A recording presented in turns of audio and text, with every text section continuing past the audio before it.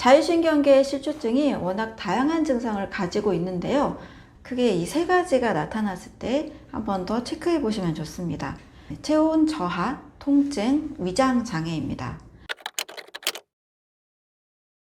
온몸에 체온이 떨어지게 되면 그 이상 반응들이 여러 군데서 나타나게 되는데요. 체온이 떨어졌다는 신호는 근육에도 문제가 생기고 호흡계, 또 비뇨 생식기계에도 불편함이 오게 됩니다. 소화가 잘 되지 않고 심리적으로도 불안함이 생길 수 있고 이명 같은 증상이 나타납니다. 특히 체온이 떨어지게 되면 암 발생하고도 굉장히 연관성이 있기 때문에 이 부분을 반드시 개선할 필요가 있습니다.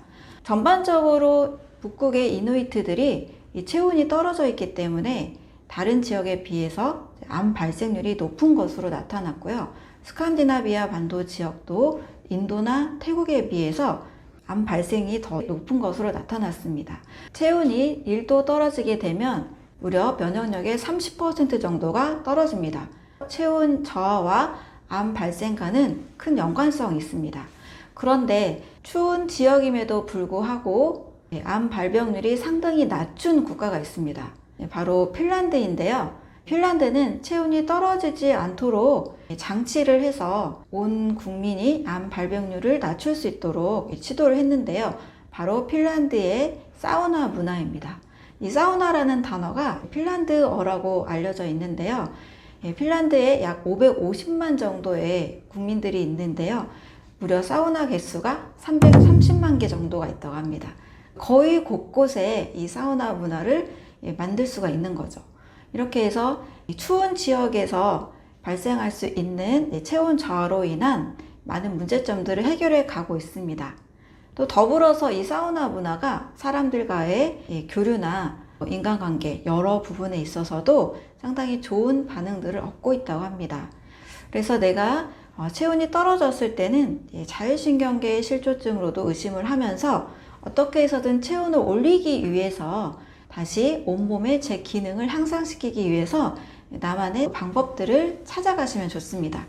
핀란드처럼 사우나를 즐기시거나 또 반신욕, 또 체온을 올리는 여러 방법들, 또 간단한 운동, 규칙적인 그런 생활 습관들을 꼭 만들어가면서 체온을 향상시키는 것이 중요합니다. 자, 이렇게 사우나를 하게 되면 교감신경이 안정이 되면서 혈압과 심박수가 정상을 회복하고 또 체온이 다시 상승하게 됩니다. 두 번째로 자율신경 실조증의 주요 증상 중에 하나가 통증입니다. 사실 만성 통증이 생겼을 때는 그 이유를 찾기가 굉장히 어렵습니다. 자율신경 실조증을 많은 분들이 잘 모르고 있기 때문에 이 자율신경 실조증과 통증을 연결시키기 어려운데요. 이유 없는 통증이 오래 지속될 때 자율신경과 함께 의심해 볼 필요가 있습니다. 특히 복합부위 통증 증후군이라는 CRPS라는 증상이 있는데요. 이 증상은 피부에 바람이 스치기만 해도 칼로 베이는 듯한 통증이 있다고 하는 굉장히 심각한 통증이 있는 것으로 알려져 있습니다. 자, 이러한 통증이 있을 때에도 자율신경 실조증과 함께 연관지어서 확인을 해보시고 이에 관련된 치료를 꼭 받아야 될 필요가 있습니다. 또 3차 신경통이라는 게 있는데요. 뇌신경의 5번째 신경인 3차 신경에서 유래합니다. 그런데 뇌신경 유래이지만 자율신경 실조증과 함께 나타나는 경우들이 있습니다. 안면 통증으로 많이 알고 있기도 한데요.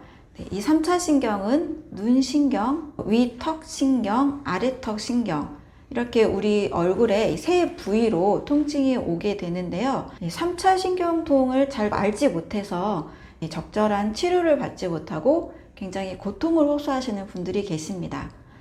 자율신경 실조증과 또 뇌신경 가지인 3차 신경통도 같이 한번 확인해 보시면 좋습니다.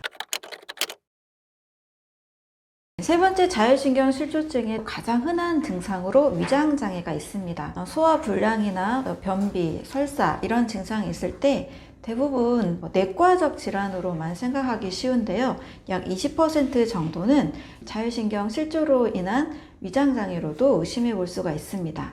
병원의 검사로 잘 알 수 없는 통증이나 소화장애, 또 체온 저하에 여러 문제가 있을 때는 자율신경 실조증을 의심해보고 또 이에 대한 해결책을 찾아보시는 게 좋습니다. 자율신경 실조증을 해결하기 위한 일상의 습관, 이상적인 아침 습관에 대한 7가지를 말씀드리도록 하겠습니다. 네, 첫 번째는 가장 실천하기 쉬운 방법인데요. 바로 이불 속에서 30분 동안 여유 시간을 갖는 겁니다.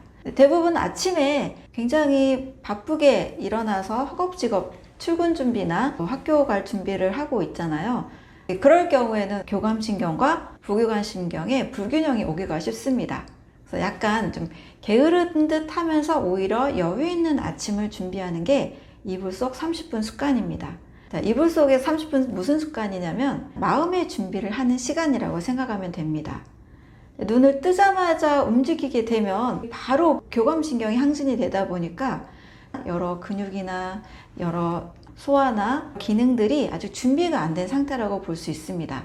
그런데 이불 속에서 30분 동안을 여유 있게 생각을 하게 되면 이제 몸이 이완이 되면서 서서히 깨어나게 되고 부교감신경의 작용에서 교감신경의 작용으로 자연스럽게 움직일 수가 있습니다. 그래서 이불 속 30분 동안 여유 있는 아침, 편안한 상태를 만드는 습관, 이럴 때 자율신경의 균형을 만들 수가 있습니다.